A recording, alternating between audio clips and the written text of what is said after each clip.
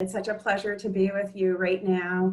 Thank you, Gulf Coast Community Foundation, for offering these series on a host of different topics. And I'm here to present my third of a three-part series where we've been focusing on resilience. During this COVID season, oh my gosh, have we ever had to adapt and be able to be flexible and to really manage and deal with our emotions going through this very difficult season.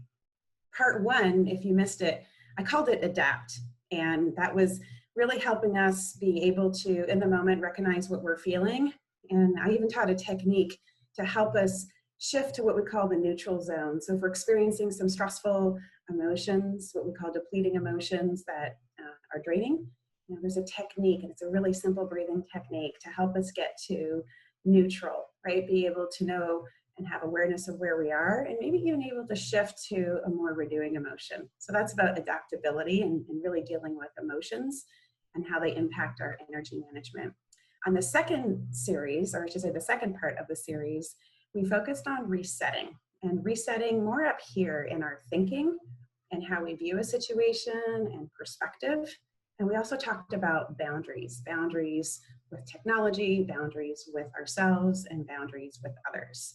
And today, as I shift over to my PowerPoint, the third part of this three-part series is going to be, as you can see now up on the screen, called Be Well. We're going to focus on really what I call the fundamentals of well-being, just some really practical things that we can consider in terms of our well-being, specifically in the realm of balance, in the realm of fitness, exercise, which you'll hear what I call that in just a minute, and also around eating, and specifically mindful eating. And we'll close with a few tips on how to get started. Maybe you've been in a rut, maybe especially during this season, you have felt a little less inspired or a little less motivated to take care of yourself. So what might be some things you can do to overcome and to help you get out of that rut or to put you back on track? So let's get started. All right, when we talk about Be Well, the first thing that always comes to my mind is the word balance. And of course, if I had a chance to interact with you right now, I would ask you, what's your definition of balance? Often when I ask that to an audience, I hear words like getting things in order, feeling in control, having a sense of peace and calm about my life. It's such a place right now I think we all hunger for, amid the chaos and the change that seems to be happening, and a lot of the unknowns right now. How do I just find balance today? And so one of the definitions that I really like about balance is, as you see it on the screen now, it's a feeling you have when you give the right amount of attention, time, and energy to what matters most in your life right now. I used to define balance and I would put the period at the end of the word life, right? What matters most in your life. And just recently I added those two words, right now, because I think balance is situational. Just think about it right now in this season of COVID-19, where we're putting our time, energy, and attention might look very different than where we're going to be 6 months from now or where we were six months ago. So balance is situational. I always say wherever you set your intention gets your attention. I'll say that again. Wherever you set your intention gets your attention. So as I say that, think about that. Where are you setting your intention right now? And what's getting your attention? And if that's something, as you reflect on that you're wrestling a little bit about, saying, wait, what I'm giving my time and energy and resources to isn't really what's important to me. And so how do I redirect that? That's really my first point today, just to challenge you, and maybe as a takeaway is asking yourself that question, am I giving the attention, time, and energy to those things that matter most in my life right now? And if you're not, what can you do to shift to get there? That's a little takeaway immediately right out of the gate. We're going to shift now to talking about, I used the word fitness and exercise when I opened, and I promised you I would say something a little different around that. So I use the words now, move my body. What do I mean by that? When I wake up in the morning, first of all, I'm grateful that I'm able-bodied, that I have this ability to move, right? Think about it. We were born with this incredible structure. We have joints, ligaments, tendons, muscles. We have joints that are designed to move. Our entire body was designed to move. And so I try to challenge myself each day thinking, what can I do today to move my body in a way that I enjoy?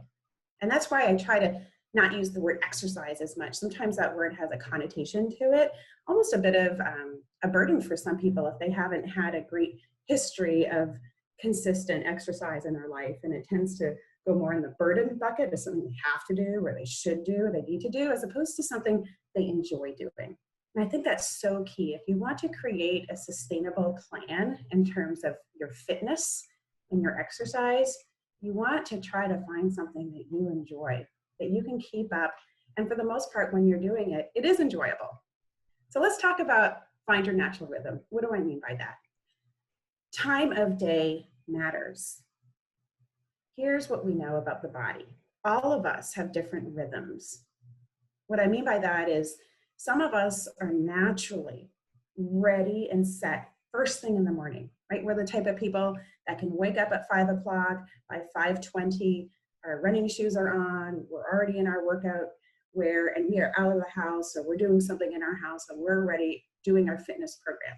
Other people would say, heck no way, right? They're ones who maybe feel a little more apt to move their body after work, like 5:30, 6 o'clock. Some people may say, midday is like the best time for me, kind of breaks my day up and gives me that energy for the rest of the day that I need. Midday is a good time for me. So I'm suggesting to you to find the time of day that you feel is your best time, where your energy peaks and you're ready to demand of it. And find that time and do it consistently. What happens is as we try different times of the day, maybe with good intention, it's harder to sustain that. So find your natural rhythm, find your peak moment in the day, and leverage that. Second point, and I alluded to this earlier, move in a way that feels natural for you. I'm putting out this, it's a website, so you can see it underlined. It actually hyperlinks out to a site, and it's called the 8 Colors of Fitness by Suzanne Brew. It's a website and a book. And if you're familiar with Myers-Briggs, which is a personality assessment, what Suzanne did is she used the Myers-Briggs test, if you will, and the qualifiers that come from that after you test with Myers-Briggs, and she equated it to a personality style related to how you like to exercise.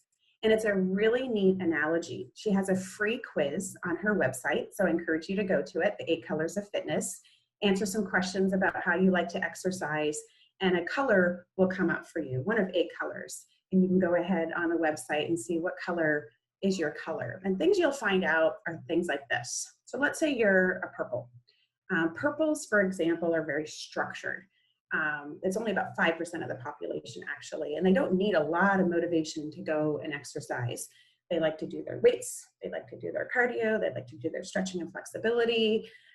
While they tend to be extroverts, when they exercise, they actually prefer not to really talk to people and engage in people.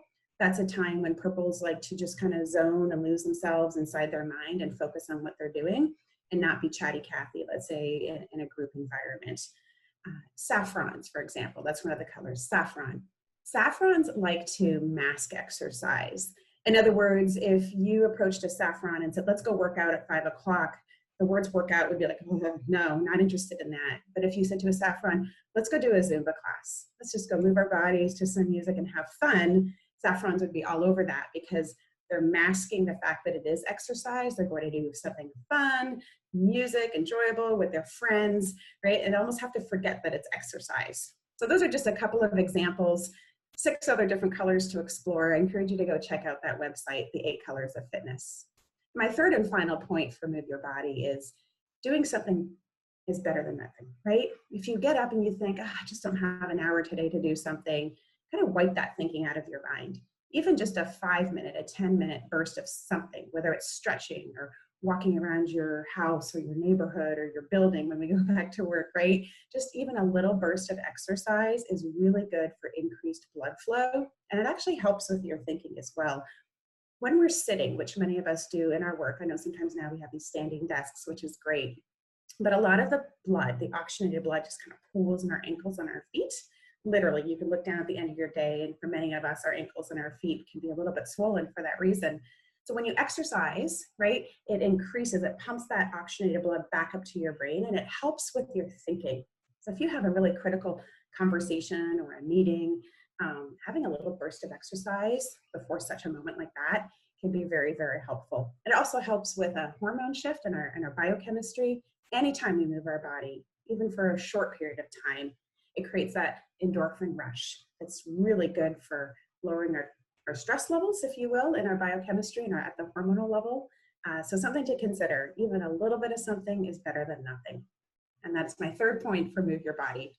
We're going to move on now to mindful eating. And I love the words fuel your body. One of the experiences I had about 8 years ago is I went through a program around mindful eating, and it really helped me shift my thinking about food, really my relationship with food, and really helped me understand that food serves two purposes. It's functional, right? It provides the calories and the nutrients for our body that we need to survive. And it's also, I think, put on this earth to be pleasurable. And food is one of those pleasurable experiences that often in the rush and the way that we eat, sometimes we forget how pleasurable it is. And so looking at food as fuel and also a form of pleasure really just helped me slow down and become very mindful about my behavior while I'm eating, and even just my outlook on nutrition as a whole. One thing I suggest to people when I used to teach a series on mindful eating is getting this out of our mind that food is good or bad. But sometimes what we do then is we own that label. You know, at the end of the day, we go, oh my gosh, it was so bad today. You should have seen the food that came into the office, or someone started the morning off with a bunch of donuts and I just blew my diet right out of the gate. And then I just was bad at lunch because we all went out as a team, and I may as well blow it tonight because I've just been really bad today, right? And we label ourselves as bad by virtue of the food that we choose to eat. Not everyone does that, but I do hear that a lot. Or sometimes you hear someone saying, I'm not going to have that dessert. I've been really good so far this week, right? And again, thinking of food in a column of good or bad. So one thing I'm going to encourage you to do is think about food from a perspective of nutrient rich and nutrient deficient.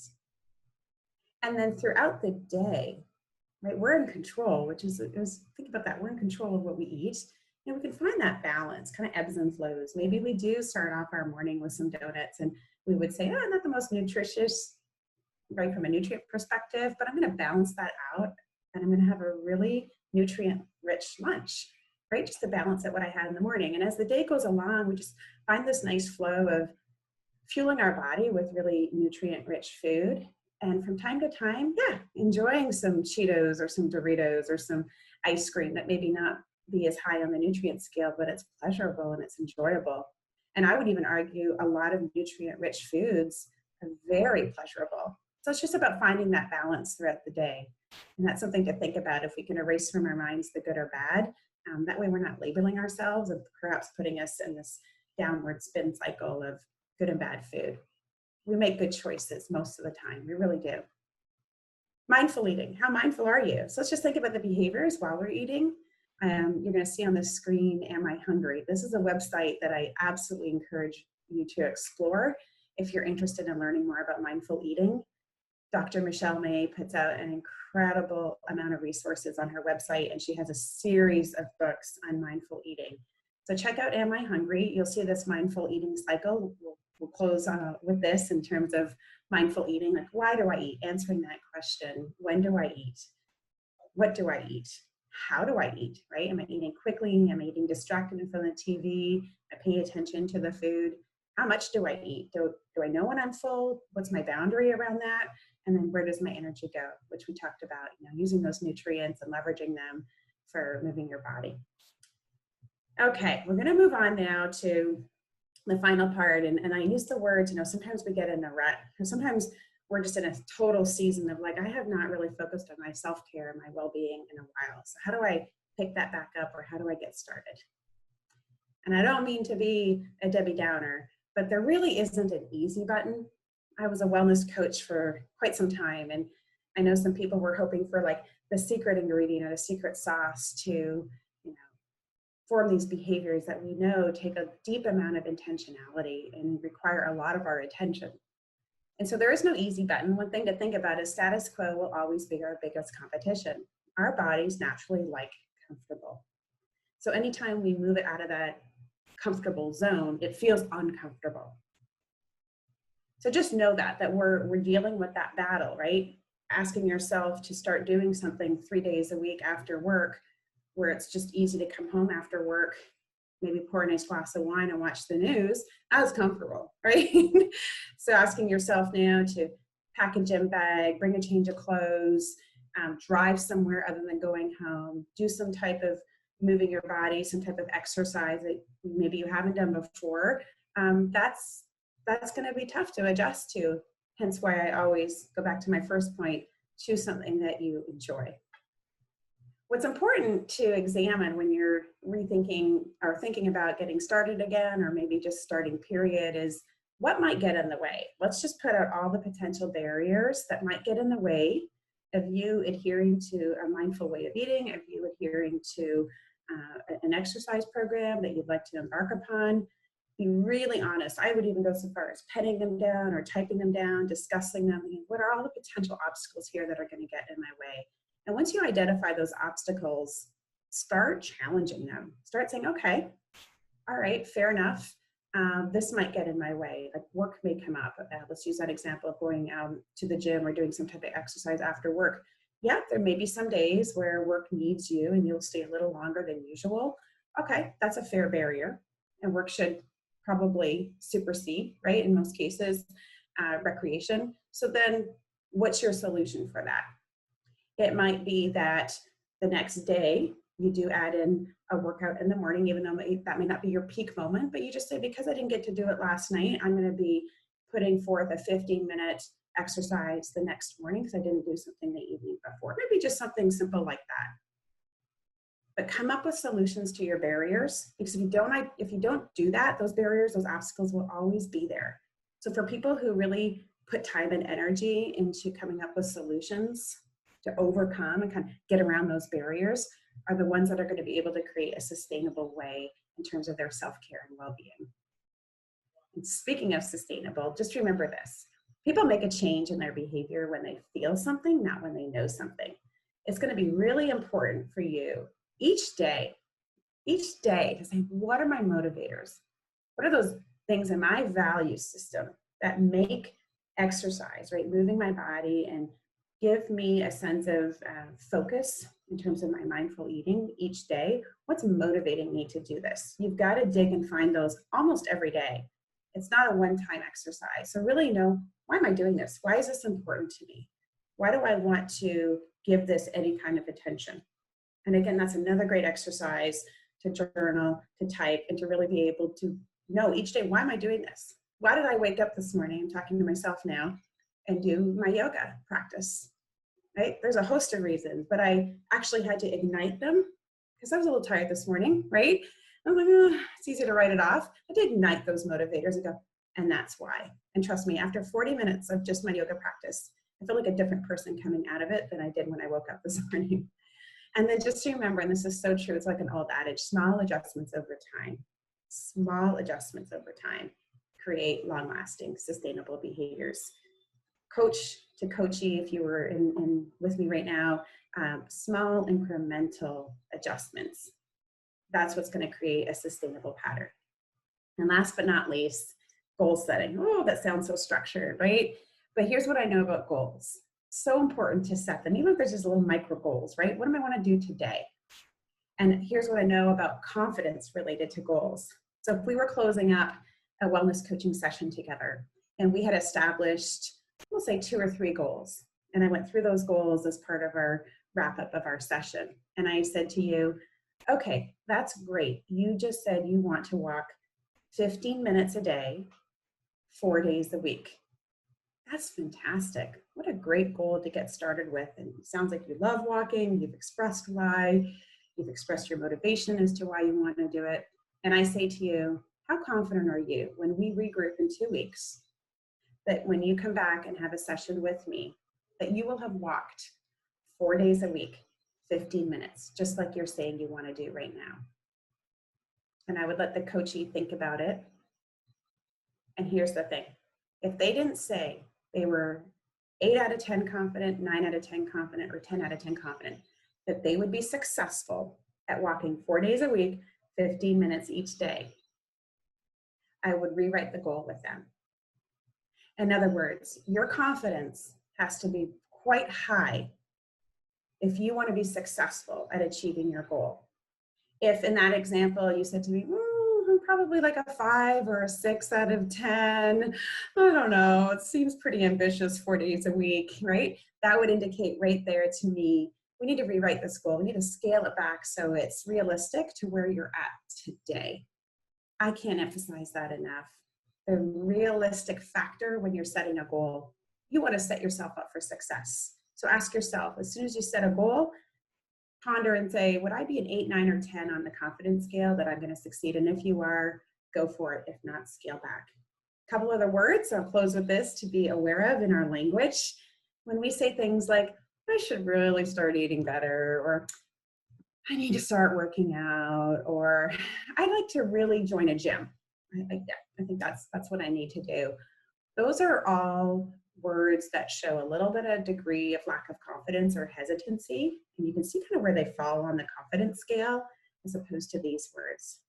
I will begin eating mindfully today.